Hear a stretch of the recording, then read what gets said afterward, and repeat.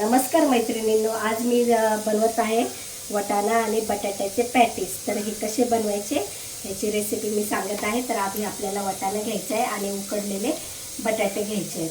तर त्यासाठी साहित्य लागणार आहे धना पावडर, थोडासा चाट मसाला, आलं लसूण पेस्ट, हिरवी मिरचीची पेस्ट आणि थोडीसा गरम मसाला, हळद आणि लाल तिखट। तर मी आधी काय केलं, वाटाणा आहे ना आपला मिक्सरमध्ये चांगला स्मॅश करून घेतला, म्हणजे असं जाडसर करून घेतला, बारीक करून घेतला आणि बटाटे पण उकडून घेतले।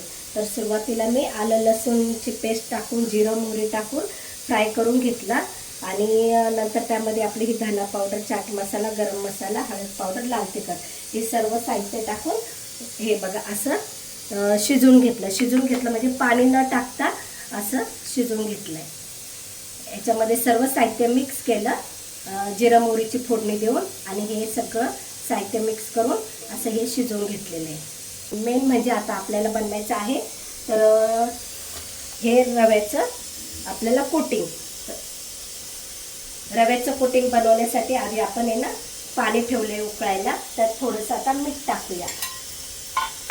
आता आपलं हे पाणी उकळलंय, थोडंसं मीठ टाकलं, आता हा रवा घेतलाय, हा शिजवून घेऊया आपण।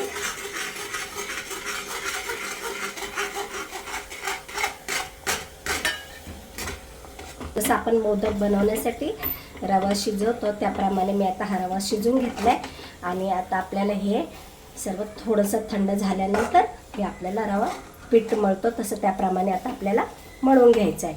चला तर आता आपण हे मळून घेऊया, थोडंसं थंड होऊन देते जरा वाफेमध्ये आणि मग मळायला घेऊया।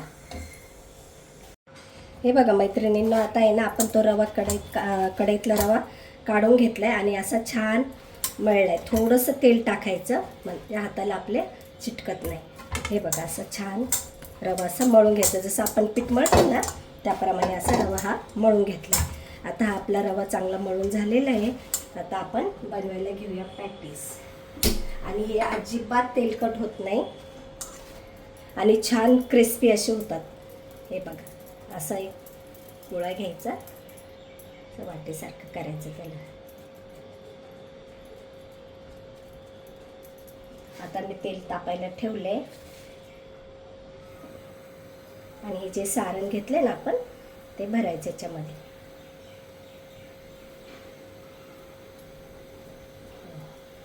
आणि बंद करून घेऊया आपण। जसं पुरणपोळीला पुरण टाकून कसं बंद करतो त्याप्रमाणे हे बंद करून घ्यायचं आणि छान असे क्रिस्पी मस्त आपले हे पॅटीस होतात। हे बघा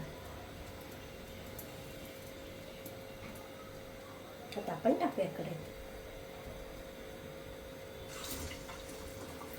आपण दुसरा पण बनवायला घेऊया। हे तिळाचं तेल वापरते ना मी, तिळाच्या तेलामुळं हा जरा थोडं फसफसतं। तिळाचं तेल आहे ना ते थोडंसं आधी फसफसतं, नंतर शांत होतं, जरा असा फेस येतो। मी आता जेवणाला तिळाचं तेल आणि मोहरीचं तेल हेच वापरते, घाण्यावरून तिळाचं तेल आणतो। हे बघा खूप सुंदर असे पॅटीस होतात आणि आपण सॉस बरोबर खायचे किंवा दह्याबरोबर किंवा आपली हिरवी चटणी असेल तर हिरवी चटणी बरोबर खायचे। मुलं सॉस बरोबरच खातात।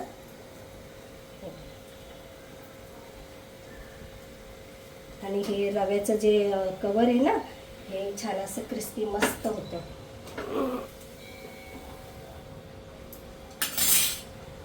आता आपलं झालंय हा। अरे मम्मी काय करते हे? पॅटीस बनवते रव्याचे, रवा आणि हा बटाटा वाटाणा याचे पॅटीस छान वाटतंय। तळतेस तू? हा तळते। आपण एअर फ्राय करून बघूया का? एअर फ्राय पण मस्त होईल, म्हणजे कमी तेलामध्ये सेम टेस्ट मिळेल आपल्याला। हा बरोबर, आणि हे शिजलेलं पण नाही ना, आता रवा पण शिजलेला आहे आणि पण एअर फ्राय मी तुला एअर फ्राय कसं करायचं ते दाखव मग मला एअर फ्राय करू। मी आता आदित्य हे बघ दाखव कसं आहे। हे बघ कडक, हा किती क्रिस्पी आहे, क्रिस्पी झाले बघ। छान खायला पण खूप टेस्टी लागतात हे। तू एअर फ्राय कर, तुला म्हणजे तेल पण नाही बघ, तेल पण लागत नाही, एकदम सुके झाले। सुके एकदम। तू खाऊन बघ। ठीक आहे, तू खाऊन बघ बरं, तेलकट नाही, तेलकट होत नाही। छान झालं. हा तेल अजिबात खेचत नाही, तेल जसंच्या तसंच राहतं. ट्राय करून बघूया आपण. हा ट्राय कर. कशी टेस्ट झाली बघ. छान झालं. है ना? मस्त. आता बाकीचे तू एअर फ्राय कर. मी 2-4 ह्याच्यात करून घेते आणि बाकी तू कर एअर फ्राय. मला तर ते बटन दाबायलाच काहीच कळत नाही. मी तुला सांगतो कसं करायचं, एकदम सोपं आहे ते. हो ना? फक्त टेम्परेचर सेट करायचं, टाइम सेट करायचं आणि ऑन, बस. चालेल चालेल. हा एवढा एक खातो. हे बघा मम्मीने गोळे बनवून दिलेत पॅटीसचे. तर त्याला आपण ऑइलमध्ये फ्राय न करता आपण एअर फ्राय कसं करायचं ते सांगतो तुम्हाला. पहिले जे ऑइल आहे ते थोडंसं असं लावून घ्यायचं,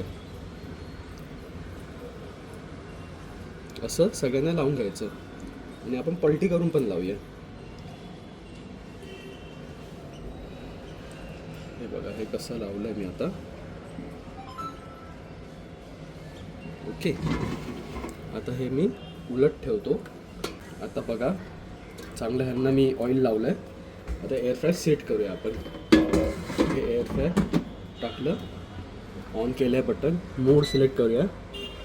एक 200 डिग्री सेल्सिअस जरा जास्त होतं तर आपण मला वाटतं 180 ठेवूया आणि टायमर आपण मला वाटतं 12 मिनिट ठीक आहे.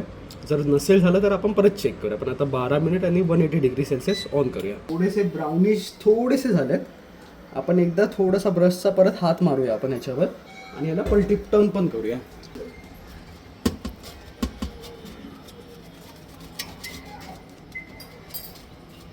ठीक आहे, आता आपण ह्यांना टर्न करूया. मम्मीची कला आली तुझ्यामध्ये. अजून एक बसेल याच्यामध्ये, जागा एवढी आहे. मग चालू करून आपण 7 मिनटं करून ऑन करूया. हे फायनल असणार आहे आपलं. हे बघा मित्रांनो, तर आता आपलं झालं. आपण बघूया कसं झालं आहे. हां, हे काय थोडं ब्राउनिश कलर पण आला आहे याला. ह्याचा कलर पूर्ण खरपूस ब्राऊन होत नाही तर असंच राहतं. हे बघा कलर कसा आला आहे. ही फायनल स्टेज आहे याची. आणि हे चांगले क्रिस्पी पण झाले. आवाज पण येईल बघा.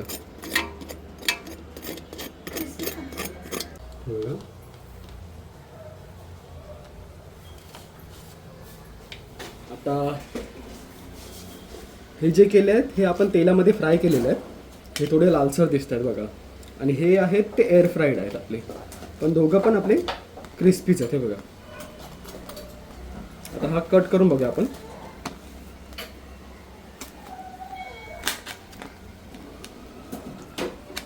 हा कट केला आपण.